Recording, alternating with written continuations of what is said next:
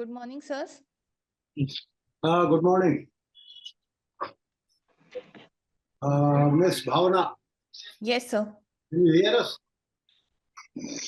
Are we audible? Yes, sir, you're audible. Okay. So this will be your third interview. Yes, sir. And what happened last year? Last year you could not make it. Sir, I had less marks in my optional. Okay. How much in interview? Sir, I had got 180 in my interview last year. Oh, and before that, when you got IRTS, Yes, sir. at that time, how much you had got in interview? 163, sir. Okay. So this time you are sure you will do better. Yes, sir, I'm hopeful about it. Okay. Your anthropology is your main subject, Yes, sir. and you read some newspapers regularly. Yes, sir. I'm reading the Indian Express. You are reading the Indian Express. Do you find the Indian Express helpful in understanding anthropology also? Reading the newspaper helps you understanding anthropology in certain sense of the term? So, yes, sir, there are certain news or information with regarding to monuments and archaeological aspects. But in detail in anthropology, there is not much which is found in Indian Express. Well, Indian Express talks a lot about people, languages, especially the languages which are forgotten or which are in the verge of, say, elimination. They give a lot of coverage to that. Yes, sir. So does it not help you? Yes, sir. It certainly helps me in understanding the people and their culture more better, sir. Okay. So I see that you have given IFS fifth option. You are not interested in foreign service? Sir, it is because of the personal reasons why I have given IFS as a fifth option. I am the only daughter and my mother is a single parent, sir. So I have to balance my personal and professional aspects. But you might be posted, you may be given any cadre in this large country. And even IAS officer, if you are selected in IAS, you could be posted out of country. So will you refuse?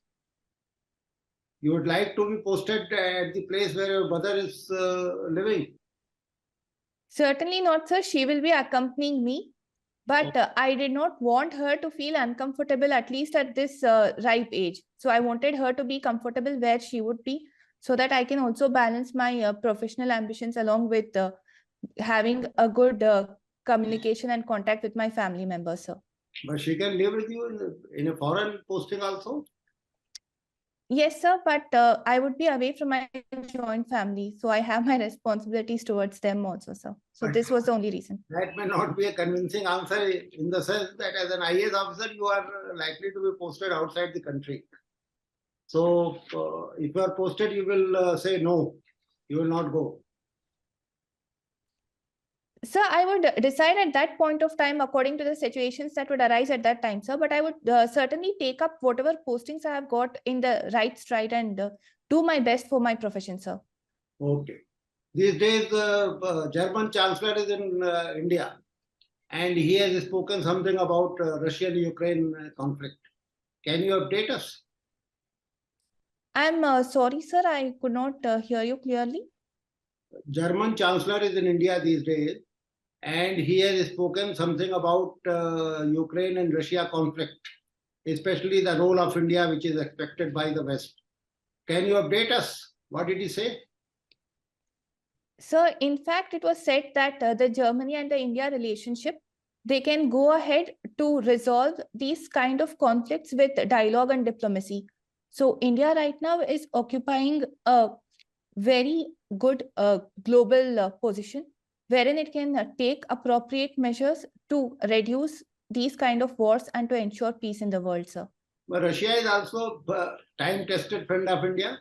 Can we annoy Russia? So this is what makes it. Should we annoy Russia, or we should remain neutral? Sir, it is. This is the reason why India is best placed, because we have good connections with Russia also and with the other Western powers also. So if we can use our global cloud to bring them and we can act as a peacemaker, then certainly we would be bringing peace to the world, sir. So it is not about annoying everyone, but taking everyone together. One of your areas of interest, I find, is Kannada literature also. Yes, sir. You still you continue with this hobby, or after joining railways, you have left it? So whenever I find time in my busy schedule, I do read short stories and novels in Kannada, sir. Have you read any novel of Shivram Karam? Yes, sir. I have read Betta the Jiva. And who has written Sanskara? Sir, Samskara is written by Dr. U.R. Anantmurthy. U.R. Anantmurthy is also a Gyanpith awardee, or he did not get a Gyanpith? So he's a Gyanpith awardee for Samagra Sahitya. Okay. Gyanpith generally is awarded on Samagra Sahitya, not on one book. Yes, sir. Sahitya Akademi awarded on one book. Yes, sir. Okay, sir. Okay. Okay, tell me, as a bureaucrat, if you are posted, now like Karnataka, this issue of hijab came. So Yes, what sir. is your feeling? Should the Karnataka government have allowed the hijab or not allowed? Sir, this is with respect to the use of hijab in schools where there is already a prescribed uniform in place. So in that sense, I don't think that it would be right to allow an additional uniform or a separate uniform for a different set of students. So it would in fact reduce the whole purpose of uniform itself. So in such cases, I feel that it is best that the uniform of the school or that particular institution is followed. Yes, but that's what I think the Karnataka government had ordered that only. Yes, So sir. what was the controversy then? So the controversy was that when a few girl students wanted to wear hijab, although it was not permitted in the uniform, sir. So this was the main cause of controversy. Okay. So that means if the schools, they modify their uniform, then it should be permitted. So certainly, sir, because some other schools are there who permit hijab within the uniform itself. So in that case, there is no controversy at all. So if the institution is permitting hijab to be worn as a part of uniform, then it's most welcome, sir. Should it be permitted or should it be forced? What is the word which should be used? Sir, it should. I personally feel that nothing should be forced on anyone. So if the school institution itself is having a uniform wherein the hijab is permitted, then it's fine, sir. Okay, you have been being a lady and being in service already. You have been moving around definitely. Yes, sir. So, what is your observation while looking at the society at large? Do you think hijab will serve any purpose in today's date? Sir, in today's date, I feel that these practices would not have any purpose other than the traditional or the customary essence that they have. Otherwise, it would be best to forego these kind of practices, sir. Okay, very good. Okay, tell me, one state in India is proposing to go for urban employment guarantee scheme. Okay. Yes, sir. Yeah, now my point is very simple. That the person who migrates to the city does it out of free will. There is a rural employment guarantee scheme already. So I think it's a very stupid idea to give an urban employment guarantee scheme. Then everybody in the village will shift to the city. And why would they live in the rural areas? Then the cities will become slums. What is your take on this? So although it is true that urban areas or cities are witnessing more migration, especially in search of employment, but after COVID, the employment scenario, even in the cities, is very bleak. And to support the migrants who have already migrated to the cities, it is essential that they find some kind of employment guarantee so that they can sustain their life in city and maintain a quality of living standards, sir. So I feel it is quite essential. No, but see, this question has always been there. The person, COVID or no COVID, somebody who had come to the city for looking for job, he doesn't get a job, he goes back to his area and does something there.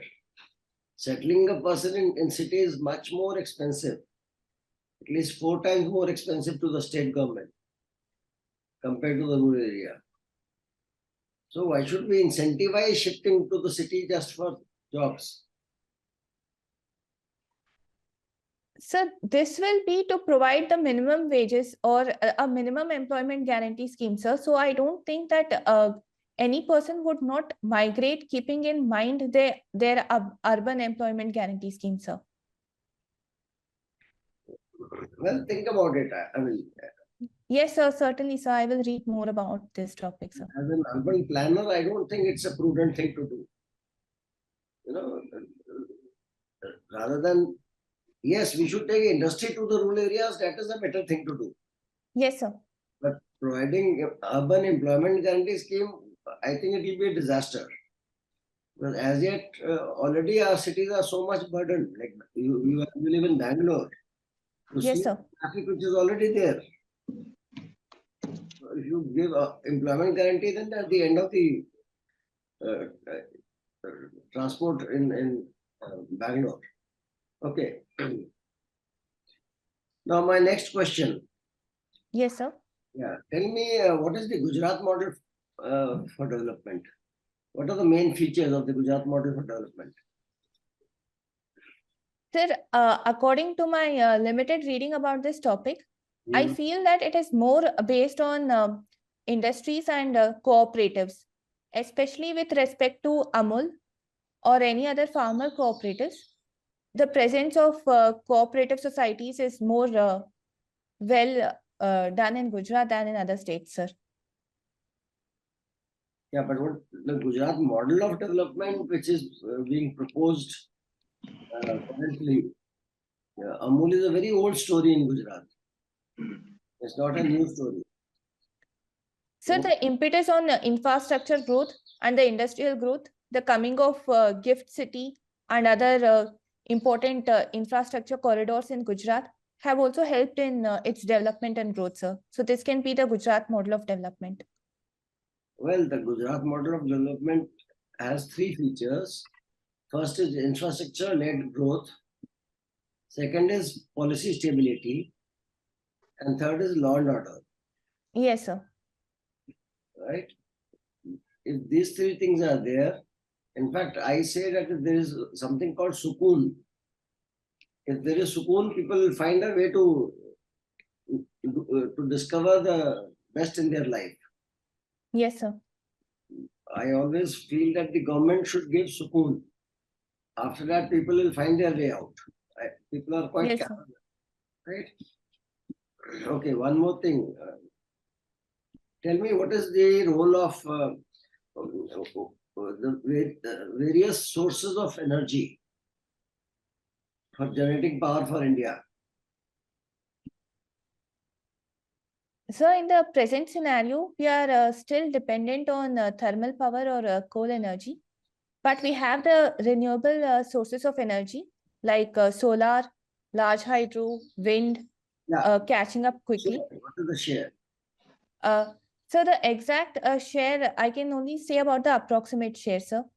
Yes. Coal forms around 45 to 50% of our electricity generation. After that, it is the solar power, which is currently around 20% of the electricity generation, sir. The coal is 50 and solar is 20. Sir, these are very approximate figures, sir. I'm not updated on the latest figures, sir. Yeah. The total must add to 100. What about the rest 30%? So it comes from large hydro and wind energy. And a minute percentage comes from nuclear power energy generation, sir. Okay. And what is the total generation in India? How many gigawatts? I'm sorry, sir, I don't know about the exact gigawatt generation in India. Okay. Are you aware what is the cost of generating electricity through solar and through coal and through hydro? Comparative cost. Are you aware of that? Sir, I'm not aware about the exact cost, sir. I can only make a guess if permitted. Yes, please. Sir, I think coal is still the cheapest mode of generation of electricity, and I think it's around 2 rupees or 3 rupees per unit. But in solar, it is more, around 4 to 5 rupees. No, you are mistaken. The solar cost of generation came down to 2 rupees, 30 paisa or 2 rupees. In the last tenders, now it's come down to that much. And coal is 5 rupees. Okay, sir. Thank you, sir. Yeah, so that's why this change has happened, you know. Oh, yes, sir. Yeah. So why this change has happened? What is it that has brought about this change? Sir, I'm not well updated on this topic of solar energy and why this change has been brought about, sir. I think it is due to the increased generation capacity of solar and also the reducing cost of solar panels, which are used for installation. So these are the two main factors. And why it has come down? One of the main things is government has allowed in the policy also, even individual solar has been allowed, and you can plug it into the grid and you can claim for the units you feed into the grid, you can deduction from the bill you can claim. It's a very revolutionary thing which has happened, Yes, sir. right? Okay. Have you heard about green hydrogen? Yes, sir. Yeah. So how will that bring a difference in the transport sector? So green hydrogen can be one of the clean sources of energy which can be used in transport sector. And because of technological improvements, there has been the safety and the security of using hydrogen in transportation are also being explored, sir. So it would reduce the emission and the pollution which is currently being contributed from the transportation sector. Produced in the first place. I'm sorry, sir, I was not able to hear you clearly. How will the hydrogen be produced in the first place? So green hydrogen will be produced by the electrolysis of water using green sources of energy, like renewable sources of energy, because of which its impact or the carbon footprint would be less. But they are talking of running buses with green hydrogen. Yes, sir. So how would they do it? So there would be a proper storage capacity for hydrogen. And after that, there might be some inbuilt mechanism for generation of electricity using green hydrogen, based on which the bus would run on electrical motors, sir. So it is mainly about the generation of electricity using green hydrogen. You have to read a bit more about it. Certainly, sir, I will read more on these topics. Yes, because you see, you have now to address the upper level of issues, you know. Yes, sir. You must get more about it, okay? Yes, sir. Yeah, the third faculty, kindly take over. Kindly. Good morning, Bhavana. Good morning, sir. You have completed your graduation from which college? The college name is Sri Venkateshwara College of Engineering, sir. and that is affiliated to Visvesvaraya University, Belgaum. Why Yes, sir. Belgaum is right now in news? Sir, recently there were border issues between Maharashtra and Karnataka, because of which Belgavi came into the limelight. What exactly is that issue? Sir, there has been claims by Maharashtra government on the region of Belgavi and some of the surrounding districts, stating that there is a population of Marathi and it has to be included in the state of Maharashtra. Does Belgavi was under Maratha Empire at any time? Sir, previously in history, it was in the Bombay Presidency, and before that, it was under Maratha Empire.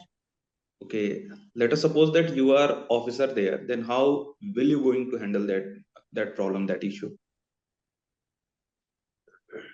Sir, one main thing is that the concerns of the people there, whether they are a Marathi or whether they are Kannadigas, the linguistic minorities' concerns should be protected. And Okay. most of the people in the border areas, they are bilingual.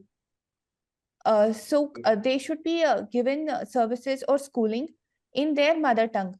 So they should be Okay. equal amount of schools in Marathi and in Kannada so that their interests are taken care of. And there should be proper reach of governance, especially in these border villages and border areas, which are often neglected by the state governments. So these aspects can be looked into, sir.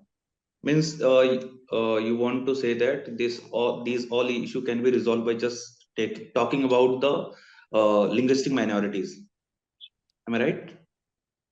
So that was the main bone of contention, especially with respect to the Belgavi dispute.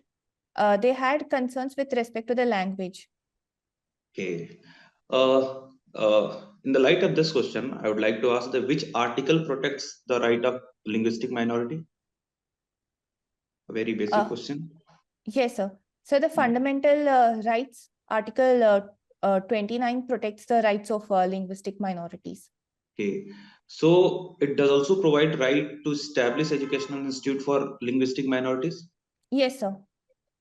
For linguistic minorities also, or for only religious minority?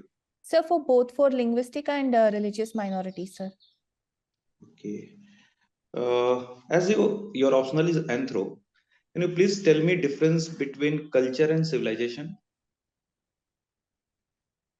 Sir, culture is the basic aspect which is ingrained in every individual, and civilization is a larger part of it. Or when a community together starts living together and builds communication, contacts, and settlements. So, at the basic outset of it, we can say that culture is intrinsic and civilization is the outcome of that culture. Means culture is intrinsic to any person, particular area, and civilization as a whole. Yes, sir. Okay. As sir has asked a question about urban employment guarantee scheme, in economic survey of 2013-14 it has been seen, and you reply that it should apply.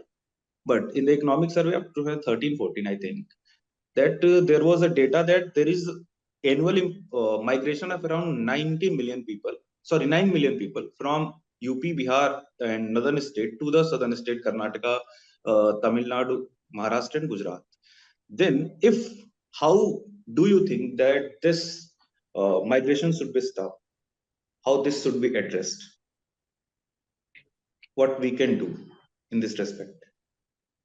Sir, I think in the present age and scenario, migration between any two states is common, sir.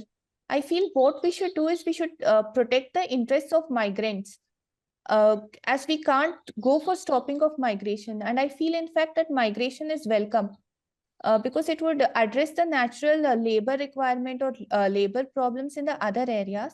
And it would also give migrants a good living standard, good case of earning, and their quality of life would also improve, sir. But the migration is also a burden on the urban infrastructure. Like you can see, Mumbai is the economic capital of India, but the largest slum of the world is also of Asia. Sorry, of Asia is also in Mumbai. Then how you are going to address that? Sir, that is the case wherein we should give adequate facilities and see that our cities or urban centers are fine, or they are well to do with accommodation of that many migrants, sir. So in this case, urban planning, city planning, the governance of the cities, and providing multimodal transportation would be the basic requirements, sir. Okay. If you have gone through news, then you must heard that textile industry has gone decline in India, and the country like Bangladesh and Vietnam has surpassed us. Why it happens so? Sir, there can be reasons related with labor. Okay. cheap quality of labor in Bangladesh and Vietnam, and also with respects to the markets that they are capturing. So when the markets were there, then Vietnam and Bangladesh did capture, and perhaps India was a bit slow on capturing these markets. Indian foreign policy, Indian economic policies on higher note at present, and they are trying to capture the market.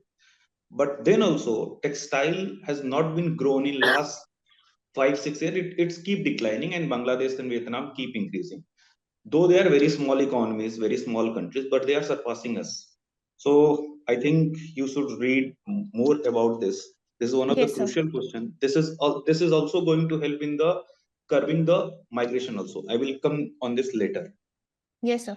Okay, you have written one thing in your DFS, pista cell craft. What is pista cell craft? Sir, I make greeting cards, wall hangings, and ornaments out of the discarded pista shells, the covering Okay, of pistas. okay. Then can we say that it also help in sustainable development? Certainly, sir, it reduces waste. And Best. Okay. Then what is your take on the solid waste management in urban areas? sir, solid waste management right now, the recycling capacity in urban areas is very less. So what we can do is we can increase the segregation of waste, and as many as wastes which can be recycled, that should go for recycling. And we can also take up scientific management of solid waste, sir. Okay. Do you think Swachh Bharat Mission has played a role in solid waste management, or the condition is same as before 2014? Sir, I feel that Swachh Bharat Mission has played a drastic role because it has brought in a behavioral change among the people of the country. So now they are more aware about waste segregation and how they can best recycle or make use of waste and opt for minimal living. Okay. How many components does Swachh Bharat Mission have? Sir, it has got 3 components. Okay, go for it. Sir, if I'm able to recollect it properly, it is with regard to the open defecation free ODF. That was the first phase of Swachh Bharat Abhiyan. The second stage was ODF plus, wherein they went in for ODF free villages along with increasing the individual toilets and community toilets in the village and urban areas. The third stage was with ODF plus plus, wherein they also focused on the solid waste management in the country and its proper waste disposal. Okay. As we have seen, sir has also asked that your IFS is your fifth preference. So, Yes, sir. do you have less interest in international relation, or just it as you have answered that question? Sir, it is not that I have less interest in international relation, but it was mainly driven by the need to balance my professional and personal responsibilities. Okay. Then there is a question from international relation. Recently, India helped a Middle East country by giving Pinaka missiles. Do you know anything about this? I'm sorry, sir. I do not know whom we helped by giving our Pinaka missiles. Okay, there I'll is read more conflict. on this. There is continuous two conflicts going on from last 2 years. We can say one is the war is going on, and second is another conflict. Which conflict is that? Do you know? In Middle East area, there is conflict of Azerbaijan and Armenia. Yes, sir. Yes. For which area? And what is the concern there? Sir, I'm really sorry, sir. I have not read more about the Azerbaijan and Armenia conflict, sir. Okay. Which country is important to us, Azerbaijan or Armenia? Do you know anything? Or I'm sorry, sir. I'm not well aware of this topic. okay. Thank you. Thank you, Thank you, Bhavana. sir. Okay, Bhavana, your interview is over. We will just pass on our observations. Yes, sir. Really, I feel that you have done well.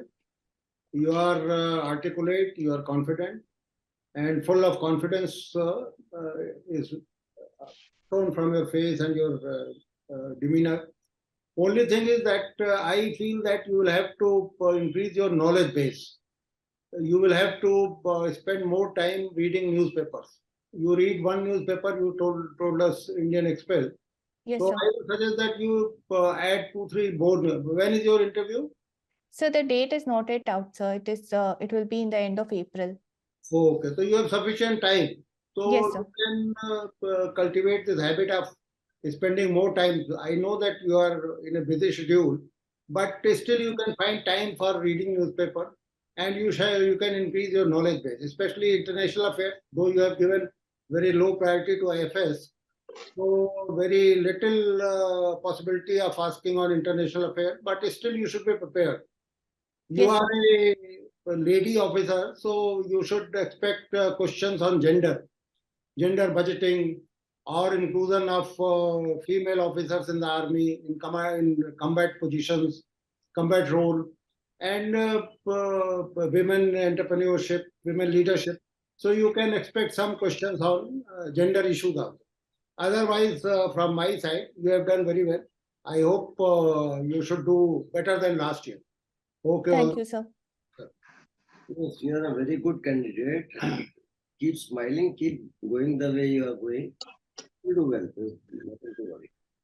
Thank you, sir. Some areas we highlighted, but there's no end to the knowledge. But the contemporary issues now you have to know, right? Yes, sir. All the best. Thank you, sir. Sir has also asked about migration. My question was also about migration, and I've also asked question on textile also. Yes, sir. Then the major problem of textile is that major textile center are in tier 1 cities. Then that's why the electricity, the ways, and land labor capital, all three things are very, very costly in such areas. That's why it become costly, and that's why there is no demand in international market. So by shifting this industry in the urban, suburban, or the tier 3 cities, the migration can also be stopped, and the textile industry can also be developed. This should be the answer, Yes, sir. by adding the migration and taking the textile industry. This is very crucial question. I think government of India has come with a scheme also in 2016 or 17 for this only. So these are topics which keep asking in, which are in news also. So you must be aware of that. Otherwise, it was good. It was good. Everything was good. You scored 180 last year. Yes, sir. Maybe you will score better than that.